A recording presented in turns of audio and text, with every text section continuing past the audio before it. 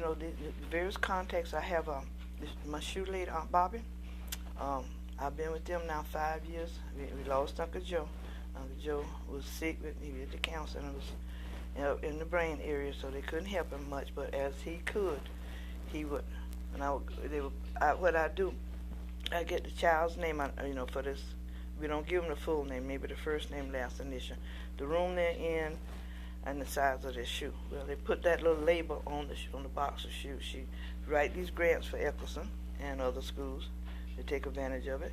And when I go and pick them up, all my shoes, are ready. Well, Uncle Joe would try to come out and help, and many people in the community would help. This year, I went and picked up 155 pairs of shoes right after Christmas. I wasn't able to get to them before Christmas. And last week, I went and got 159 more. We have the steppers. It's a group of children that, they have to do the math, but they do the steps, what I'm trying to say. That's what I don't know what we call them, but we call them steppers. But then they're going to perform in a program, so she makes sure they have their proper shoes. Intimate groups that's performing on stage, we don't let them go up, not dressed right, if it's shoes they need, and then just regular plain old tennises. Now, I'm getting ready to start next year. We want to go to uniforms. We're going to try it again. I'm going to have to find some sources to help me get uniforms for those parents that are not able to buy the uniforms. At least help us get a start. Then within my program, if God let me be there, and He's willing, as your child outgrows, we'll have a base where you can come and get clothes.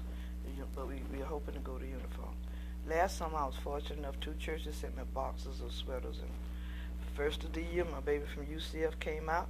She said, let me wash them. She took them all home, washed them, put them all on hanger, separated the girls' sweaters and jackets from the boys. So that wasn't a problem this year. Last year, we couldn't keep them warm. This year, we got racks. Parent come in, let's go look on the rack. They go get the rack. Give them clothes, give them, sweaters, whatever. So I'm really in my role getting better organized, and I just pray that I'll continue. And that, like I said, I'm looking forward to graduating some more parents. I want the children to see their parents being honored. I want the parents who didn't go through the program, and all of them got report cards. They have a report card. Parent has a report card. And when you get points by coming to various activities, conferences with teachers, volunteering in the school, assisting with fundraisers, they have this. You can get up to 180 points if you did everything. Then we go to McDonald's night. We have special parent workshop nights. We have moms and muffins, dads and donuts, pancakes for parents. If you participate in PTA, SAC, all the different activities, you get points. And that's how they get 85 points. To be honored. So this is what I'm doing. I'm doing it part-time with God's help. I'm the co-pilot. God is the pilot. I'm just a co-pilot.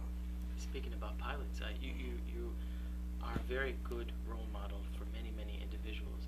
Growing up, who was your role model? Okay, well, growing up, my role models was several of my teachers who motivated me and inspired me. They wouldn't. I always wanted to know. Okay, I always read as I said, I was with my grandmother most of the time, and she was somewhat limited, but the Bible.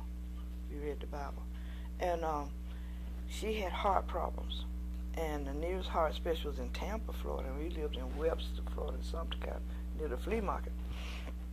And I would have to sometimes go get help because my mother would be away working and my father. And walking in the dark at night, I would just be quoting scripture. And that was instilled in me. Before I do anything, I say a little prayer. Or it doesn't have to be, a whole book. You can just say, Lord, have mercy. Lead me, guide me, save me. And it just overwhelms me. It just prepares me for whatever. Okay? I was having to leave school. Parents came, I need food.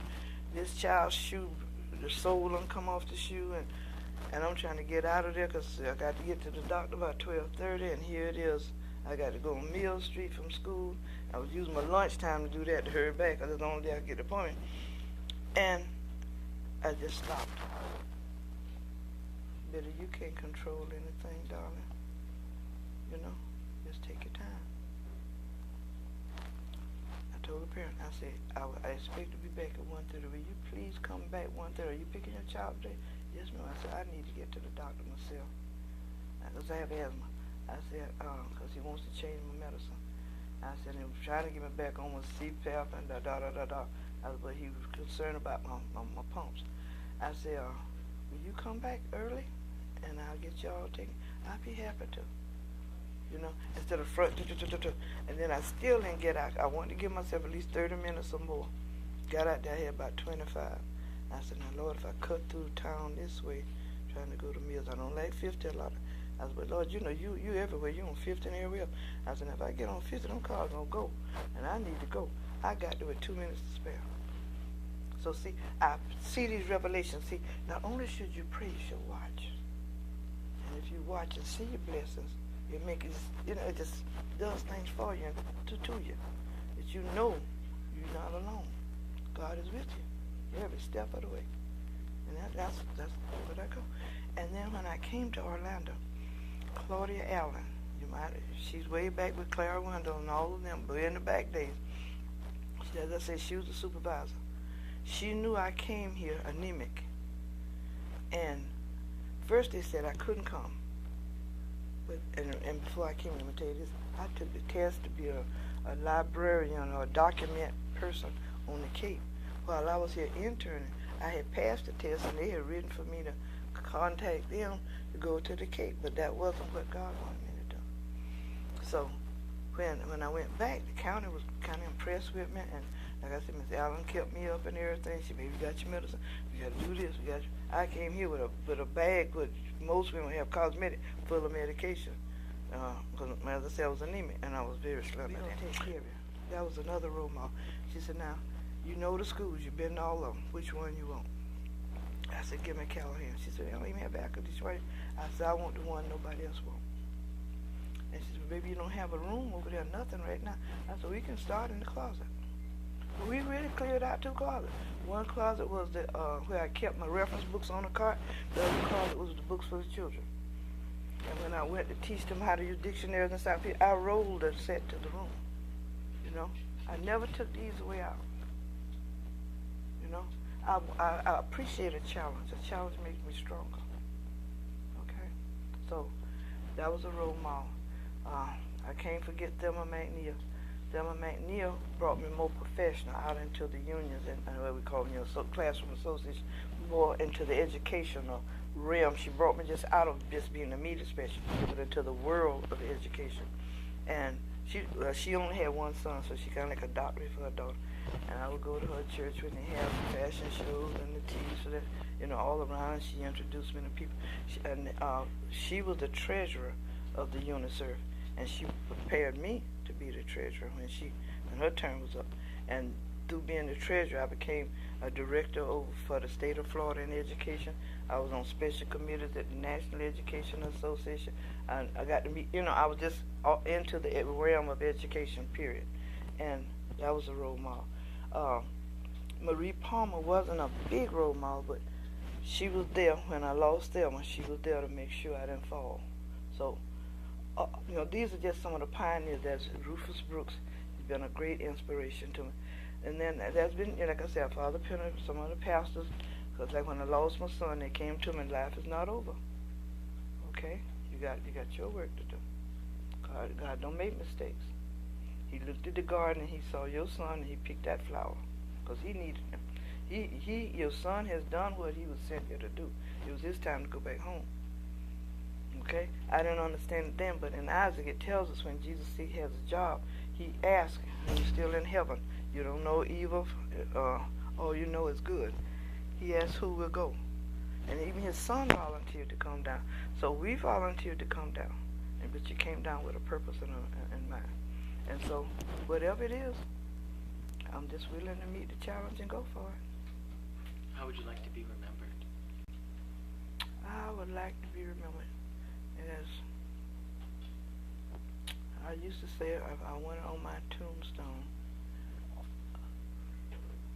that I was just like the house. This is one of my quotes. I got several out there, But to give you an idea, I'm like the house on the side of the road that's a friend to man, a friend to mankind. And I would like to say, job well done, because I'm doing it to the best of my ability.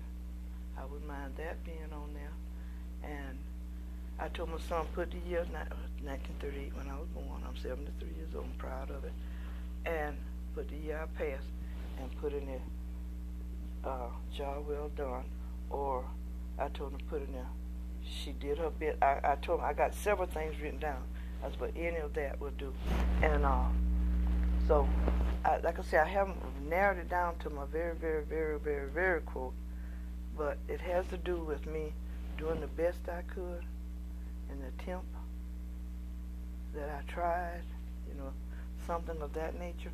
And I told him, you know how when you go to, I don't know if you've been to many black churches, but when we have funerals, they get up there, this one gonna talk on this one as a neighbor, this one gonna talk on this one as a friend, this one.